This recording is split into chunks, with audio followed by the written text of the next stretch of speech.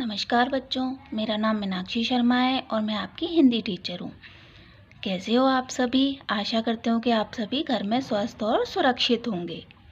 इससे पहली वीडियो में मैंने आपको आपकी पाठ्य पुस्तक बसंत भाग 2 का पहला पाठ हम पंछी उन्मुक्त गगन के बारे में पढ़ाया था।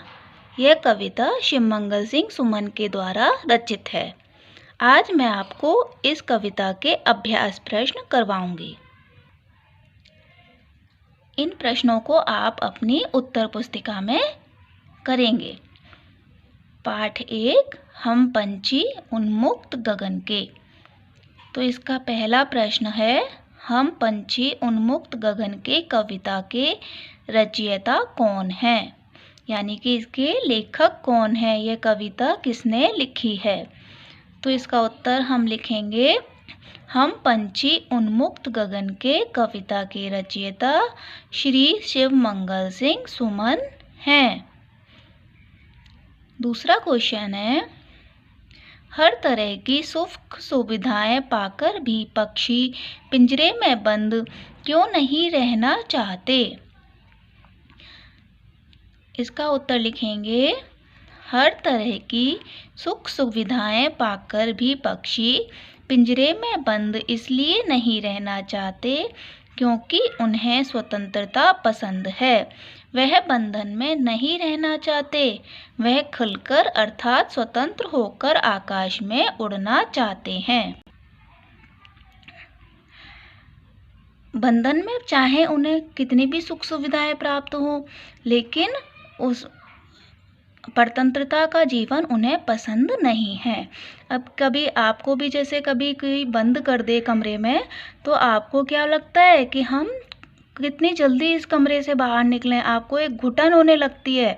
इसलिए वे पक्षी भी स्वतंत्र होकर आकाश में उड़ना चाहते हैं, पिंजरे में बंद होकर सुख सुविधा का जीवन नहीं जीना चाहते। तीसरा प्रश्न है, पक्षी उन्मुक्त रहकर कौन कौन सी इच्छाएं पूरी करना चाहते हैं।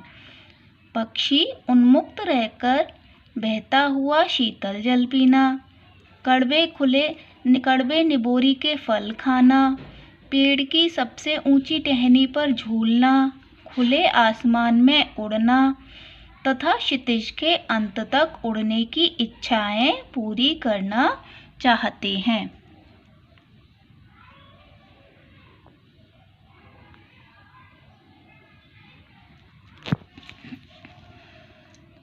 चौथा प्रश्न है, इस कविता में कवि पक्षी के माध्यम से क्या संदेश देना चाहते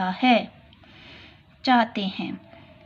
इस कविता में कवि पक्षी के माध्यम से यह संदेश देना चाहते हैं कि स्वतंत्रता सभी को प्रिय होती है और स्वतंत्र रहकर ही हम अपनी सभी इच्छाओं को पूरा कर सकते हैं।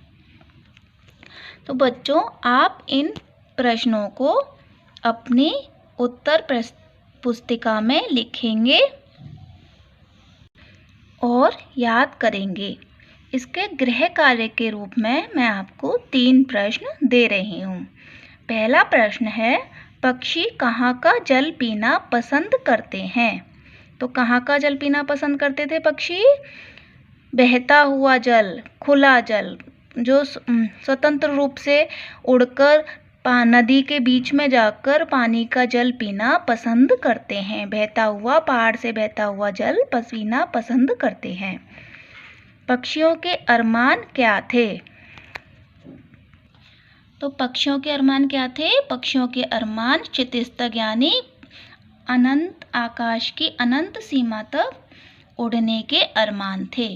कविता में पक्षी क्या याचना कर रहे हैं? कविता में पक्षी याचना कर रहे हैं कि चाहे उनके घोंसले तोड़ दें, चाहे उनका टहनी का आश्रय छिन्न भिन्न कर दें, लेकिन जो उन्हें भगवान ने उड़ने के लिए पर दिए हैं, पंख दिए हैं, तो उनकी उस उड़ान में बाधा नहीं डालें।